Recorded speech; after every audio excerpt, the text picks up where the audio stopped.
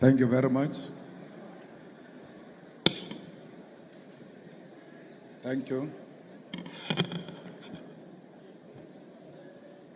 Let me take this opportunity to greet the governor of Enugu, to greet the Sultan of Sokoto. Let me greet the president of Nigeria Bar Association. We are here because of your capable leadership, and we are happy that we are home here in Nigeria. The leadership collective of the Nigerian Bar Association, who have honored me with an invitation to this esteemed occasion, I greet you all. I further greet all members of the Nigerian Bar Association who are present here today, representing the legal fraternity of this great country, which remains a friend and ally of South Africa and her people. I'm humbled that you saw it fit to invite me to give an address to annual general conference, and by extension, that you saw it necessary to invite the EFF to give this keynote address. I imagine it was not an easy for a group of members of the law profession to reach consensus on who will address them, because your profession by nature is one of robust debate and contestation. So I understand here today. I stand here today proud because I know I'm a product of a robust debate and agreement by people who find it difficult to agree amongst themselves. Comrades and friends, the link between the legal profession and the cause for liberation cannot be separated. Because just like us, you are instruments of justice. While we wage our battle for freedom in the picket lines, through activism, protest, and participation in governance, it is you, the members of the legal profession, who interpret the laws we make, who practice the justice we seek to achieve, and who fight tirelessly for those who cannot defend themselves in the courts of law. It is a profession characterized by sacrifice, intellect, and a commitment to interpretation of the past in order to achieve justice, fairness, and victory in the present and future. For the activists, we have a history and dialectical materialism to guide us into leading society towards a better tomorrow. And for the legal profession, you have indigenous law, common law, case law, the Constitution and statutes, an objective reality to achieve not only personal victory, but to establish collectively laws that will govern others for decades to come. Our duty, however, and primary responsibility is not to maintain laws simply because they exist as they are today. Our duty is not to be instruments of injustice and neocolonialism. It is to be agents of change, and this demands of us to be brave enough to identify unjust laws, speak out, and form part of those that work tirelessly for our judiciary to be of service to our people. I say this not to encourage anarchy or lawlessness, but to draw us back to the difficult truth and reality that at times the laws has been used as a weapon of oppression. It has taken lawyers and activists to walk side by side, hand in hand, to stand up against laws that perpetuate the undermining of the dignity of the people. And we must all be alive to this history and this possibility today. This becomes even more important for us as Africans because for centuries, our very existence has been unlawful in the eyes of the oppressor. Our indigenous laws have been treated as inferior to Roman Dutch law or English law. To be an African has meant that for generations, we are not worthy of the laws and the rights that make us human beings. And for that reason, it was legal to abuse us, to enslave us, to steal our mineral wealth and oil, and to destroy and kill our heritage, history, and even our lives.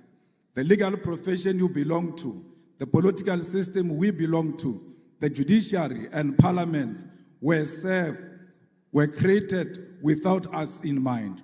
They were crafted at our exclusion and built to sustain our suffering. We now sit in the corridors which were built to break the back and the soul of African people. The demand then from those who died at the hands of this institution that we now serve is that we transform them so that they become instruments of the people. The demand then from those who died at the hands of this institution to maintain the status quo, but we are here to make our profession serve the African child. I wish to remind you that it was once legal to come to the shores of our great continent and kidnap Africans and enslave us in foreign lands. It was once legal to rape African women and children because they did not have the right to dignity of their European oppressors. It was once legal to take our land and our minerals because, according to the law of the white man, we were not civilized enough to control our own land and our own wealth. In South Africa, our freedom, our oppression, our resistance all had law at the center of it. Under apartheid, it was legal to restrict the movement of Africans to labor reserves called townships and to teach us inferior education so that we could only be servants of white masters. All of those problems were legal, and it took brave men and women to say that if the oppression of Africans is lawful, then such a law is unjust and must be opposed. Today, as our continent is troubled by corruption, leaders who utilize state machinery to sustain their rule at the expense of the poor and the African lives in abject poverty, a question we all ought to ask ourselves is whether the time for the legal profession and the activists to once again stand up for what is right.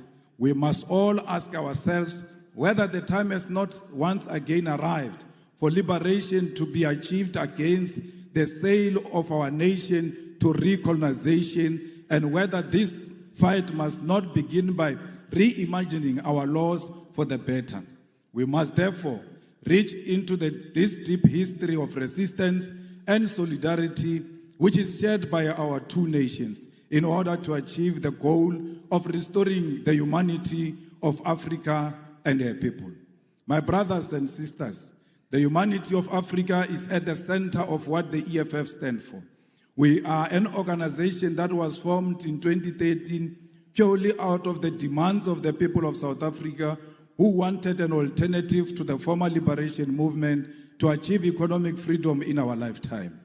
We are an organization which is born out of the blood of slain mine workers in an area known as Marikana, where 34 miners were shot down execution style, and the 13th anniversary of their execution was this month on the 16th of August 2025. Yet the families have not seen any justice. No one has answered for this grave injustice. It is out of this deep pain and disregard for African life that the domestic workers, miners, gardeners, petrol attendants, street dwellers, university students, professionals, and ordinary people of South Africa demanded that we form the economic freedom fighters. We were formed to complete the liberation struggle, which was faced by compromise, betrayal, and corruption of the mission for the return of the land and wealth of South Africa to the hands of the people. As a result, we base our struggle on these lived realities, and we are guided by a scientific ideological outlook of Marxism, Leninism, and the teachings of Frantz Fanon.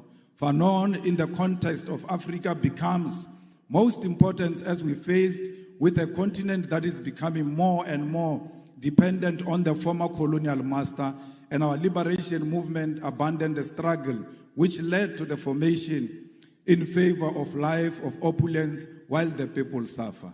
We are Marxist because we believe in the inherent need of an alternative economic system to capitalism and we use the science of dialectics to wage our struggle for liberation.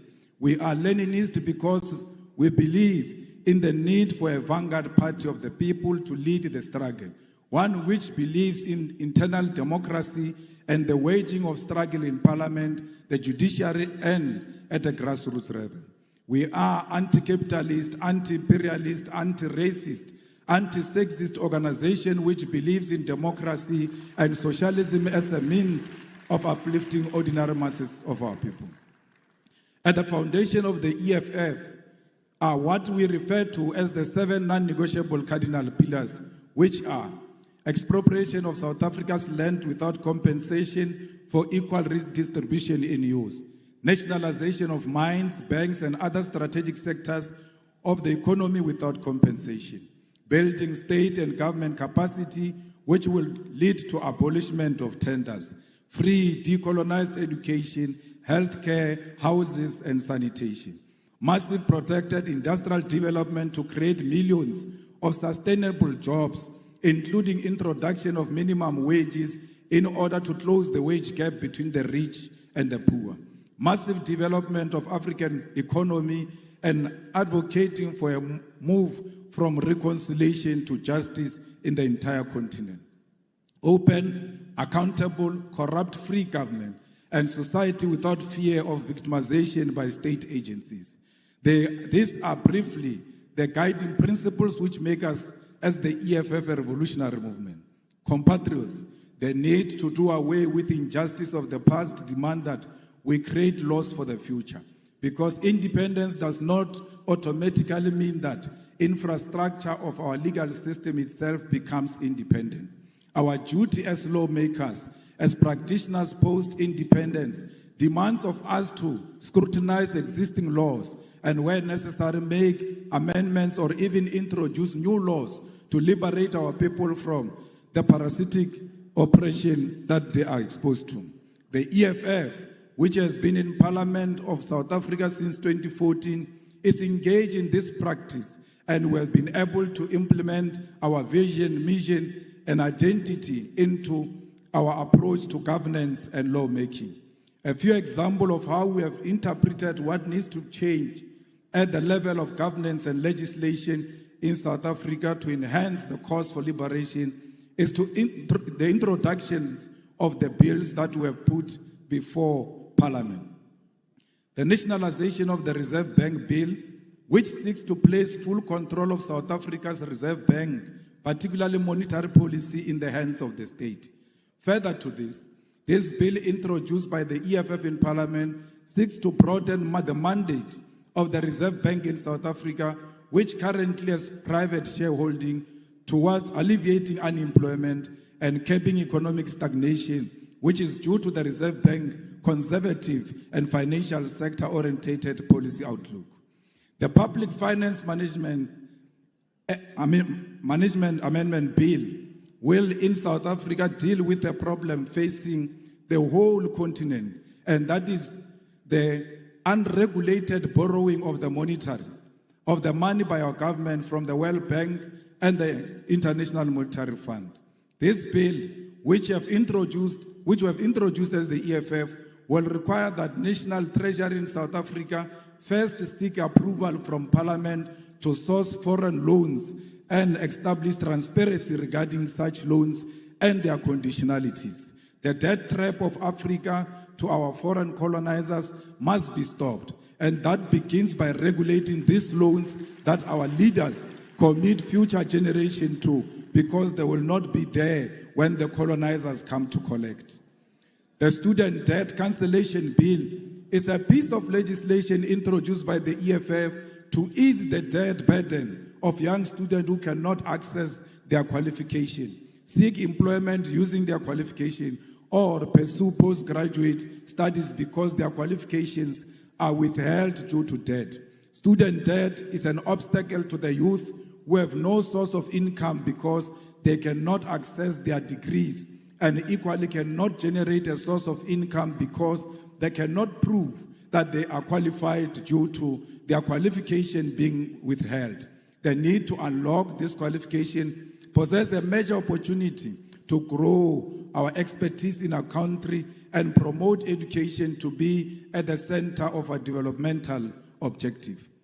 Insourcing Bill seeks to do away with the exploitation of labor brokers and consultancy firms which are draining the public finance of government in South Africa. In our country, the most basic of service which ought to be conducted through internal capacity are done on contractual basis and at inflated prices. The policy of outsourcing is at the center of corruption as politicians establish companies to provide services such as cleaning, security services, accounting services, maintenance services, and many more to government at a ridiculous rate. How can you issue a tender to buy toilet paper? How come Director General doesn't know where the toilet papers are being sold and go and buy the toilet papers himself instead of issuing out a tender that is unnecessary? There are certain things that can be done by the government without involving the outside players. We don't want alcohol advertised in South Africa because they advertise alcohol through the means that is not a true reflection of alcohol. Why are you not advertising alcohol with drunkards and show people what alcohol will do to them? It cannot be that alcohol is advertised only with beautiful people at the beach. It must be a true reflection of what this will do to you. We have done the same before by banning the advertisement of cigarette in South Africa, and what is to follow is alcohol. The EFF is also engaged in many other programs that seeks to empower our own communities and make sure that there is local procurement. Why should a prison in Enugu should go and buy vegetables in Lagos?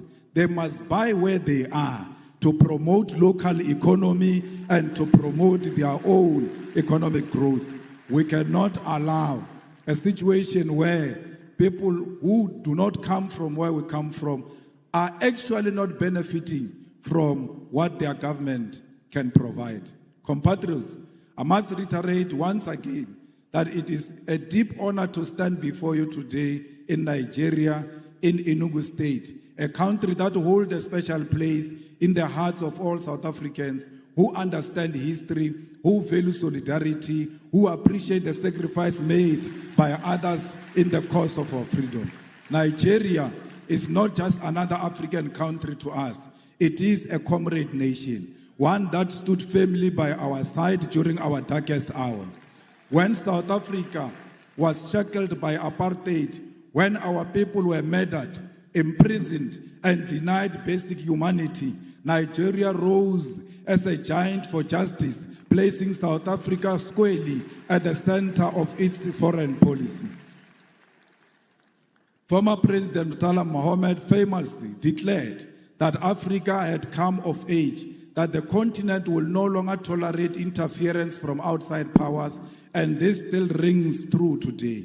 Nigeria set up the Southern African Relief Fund, mobilizing its citizens to contribute to the liberation struggle.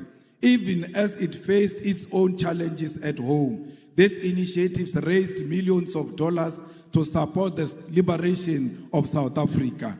People paid directly from their salaries to contribute to the liberation of the people of South Africa. Nigerian students sacrificed a portion of their income through the Mandela Tax, which supported an educational training program for black South Africans, and successive Nigerian governments never stopped in their material and moral support for South Africa's liberation.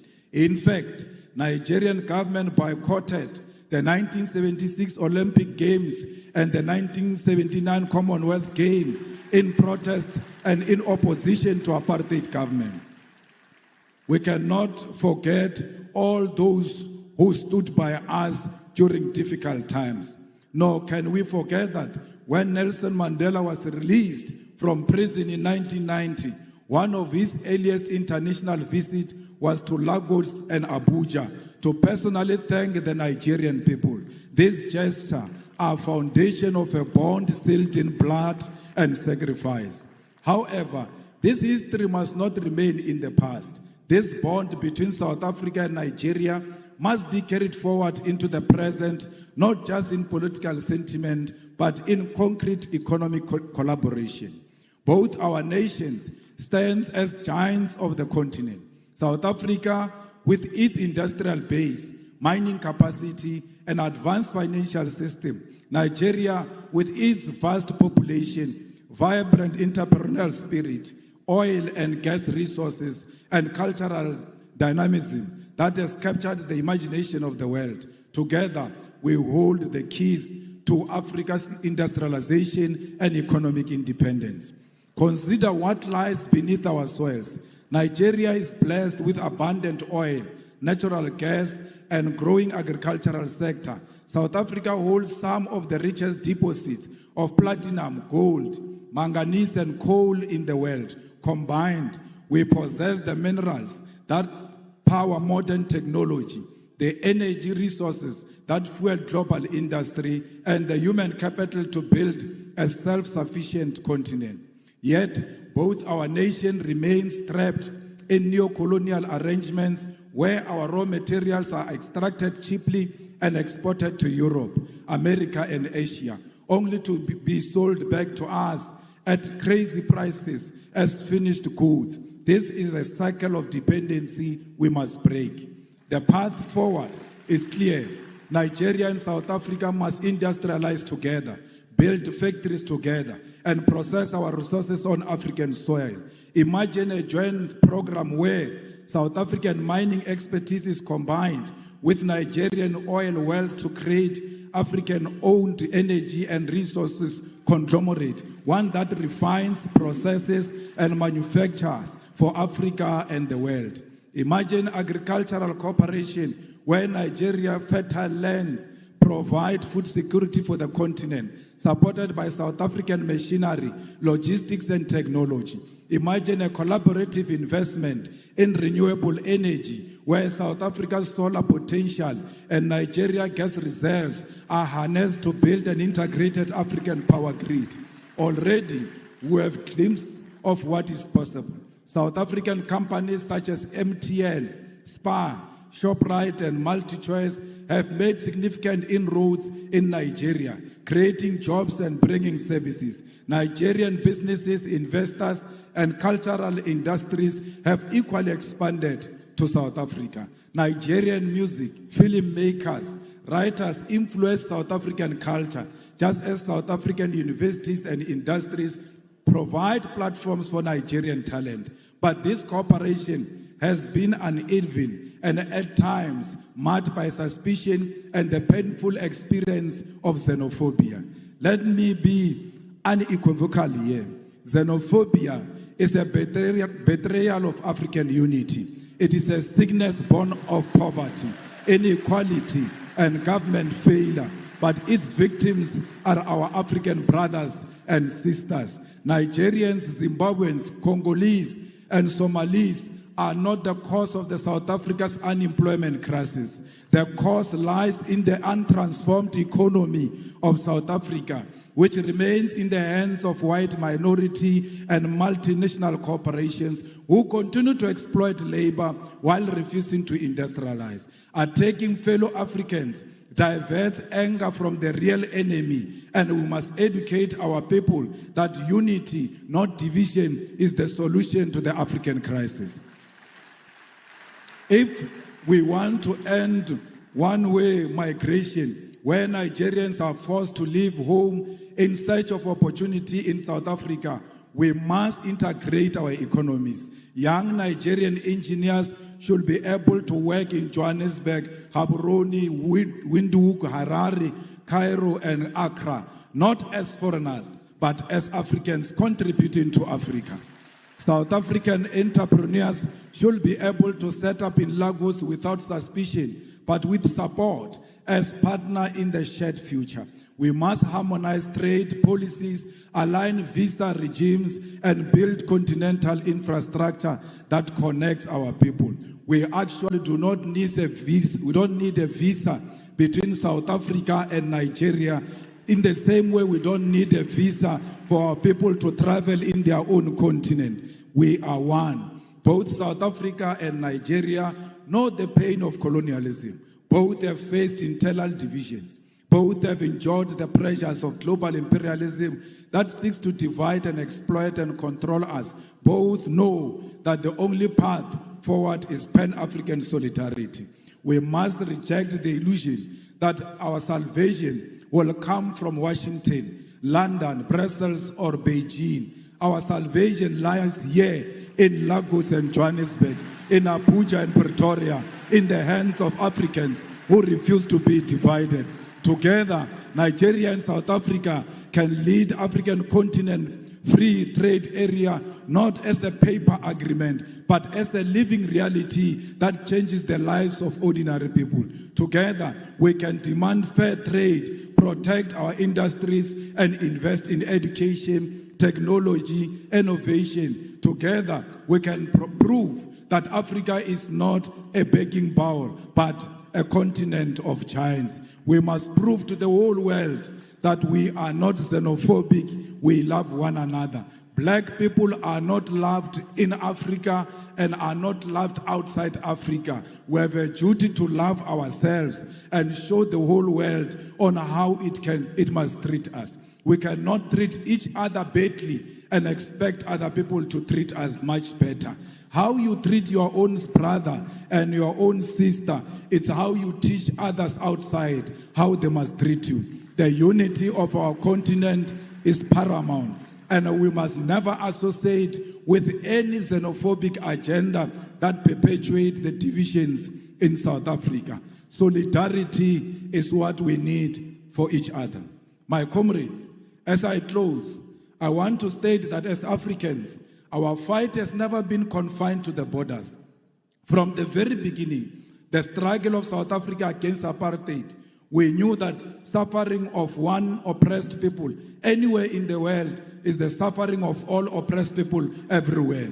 It was in that spirit that South Africa, during its liberation struggle, was embraced by Nigeria and other African nations, who declared that apartheid was not simply a South African problem, but an African and global crime. It is in that same spirit that today we say our liberation as Africans will remain incomplete if we turn a blind eye to the struggles of those who continue to suffer under occupation, colonialism, imperialism, and economic exploitation. It is this tradition of solidarity that compels us today to speak clearly on the struggle of other oppressed people. The EFF continues to stand firmly with Western Sahara, Palestine, Cuba, Haiti, the Democratic Republic of Congo as a commitment to international law and justice. In Western Sahara, Morocco's continued occupation violates the principle of the United Nations Charter and the African Union's Constitutive Act, both of which enshrined the right to self-determination. The International Court of Justice affirmed in 1975 that Morocco had no sovereignty over Western Sahara. Yet, decades later, the Sahrawi people remain dispossessed. In Palestine, we are witnessing one of the gravest violations of international law in modern history. The apartheid regime of Israel has for decades defied UN resolutions, the Geneva Conventions, and international humanitarian law. Collective punishment, the bombing of hospitals, the illegal taking of land, the killing of children, and the deliberate starvation of populations are crimes under the Roman Statute of the International Criminal Court. The world cannot remain neutral in the face of genocide. And just as apartheid South Africa was declared a crime against humanity, so too must be the international community recognize and act against Israel's apartheid and genocide. The importance of fighting on the level of the law was made evident in this case when the South African government took Israel to International Court of Justice to report their crimes when no other country will do so. This fight in international court was won when the court declared that indeed Israel was perpetuating genocide a win that was necessary to sway some support away from Israel and to embolden other countries to speak out. This fight also led to the International Criminal Court to issue a warrant of arrest for the Israeli Prime Minister Benjamin Netanyahu and his Minister of Defense for war crimes. This is the power of the legal fraternity in the global fight for the oppressed. However, the ICJ pace is slow and final judgment on charging Israel with genocide has not occurred yet. We must therefore confront the uncomfortable truth that the slow pace of these proceedings is not accidental, but reflects a global legal order designed and maintained under white supremacy. International law is swift and ruthless when prosecuting leaders of the global south, yet hesitant and cautious when dealing with crimes committed by Western powers or their allies. This is hypocrisy we must name without fear. When an African leader is accused, indictments are issued overnight, sanctions are imposed immediately, military interventions justified under the banner of international law. However, when Israel stabs children in Gaza or the United States and its allies invade nations and topples governments, the same institutions suddenly discover restraint, complicity, and delay. As the legal fraternity of Africa, you cannot accept this double standard. You must be bold enough to create alternative and fair systems of accountability that do not bend to imperialist interests. If the so-called international community is unwilling to deliver justice in real time, then Africa must advance its own courts, its own tribunals, its own instruments of solidarity and protection. Just as we built liberation movements when colonialism denied us freedom, so too must we build new legal institutions when the existing ones fail us. In Cuba, for over 60 years, the United States has imposed an economic blockade in contravention of international law, including the principle of non-interference and the sovereign right of nations to choose their social and economic system.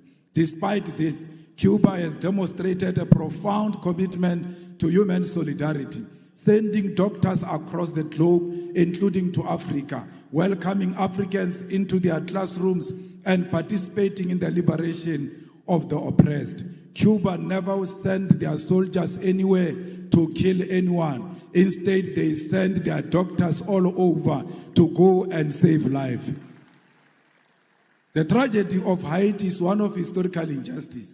Haiti's revolution was first declaration of black freedom in the modern world, yet it was punished with centuries of economic sabotage and enforced debt.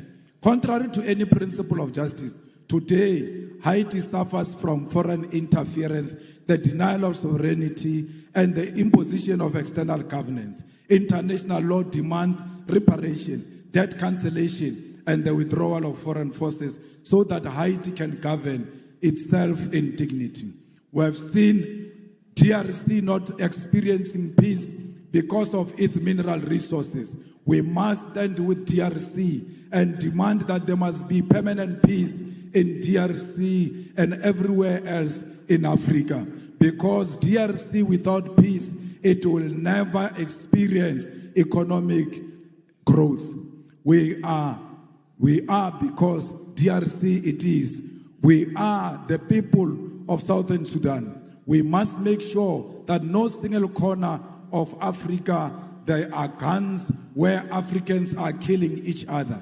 Africans must always be together against the enemy forces who want to exploit our country.